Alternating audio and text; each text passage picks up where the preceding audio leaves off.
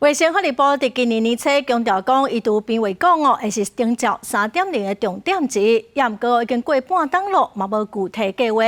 卫生福利部部长邱泰源早起是强调讲，一直拢会拍拼，嘛讲专业的训练哦，毋是一两届就会使。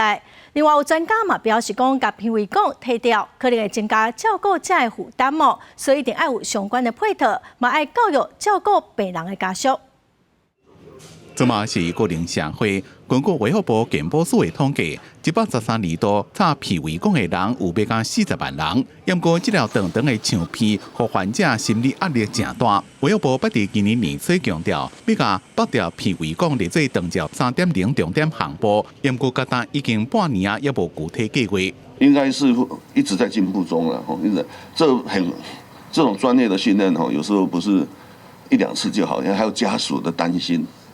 等等的这些都要一起来一起努力。这卖鼓励制度是健保署自111年6月开始的基础，针对插鼻胃管3个月以上的人，鼓励医疗团队用训练因吃吞等复健方式，互患者恢复用嘴食物件。每一个人次奖励3000点。不过，这平3年以来，131年成功的有98人，112年232人，113年248人，甲原本的13000人目标差真多。我们医疗生态的一个改变的话，其实社会教育很重要哈。就是说，政府有责任需要把一些正确的观念给民众知道，也要诱发我们的民众自己有所担当，照顾爸爸妈妈哈，不是说就是自己都没有责任的哈。在医院不会住那么久，所以大部分会移到哪里？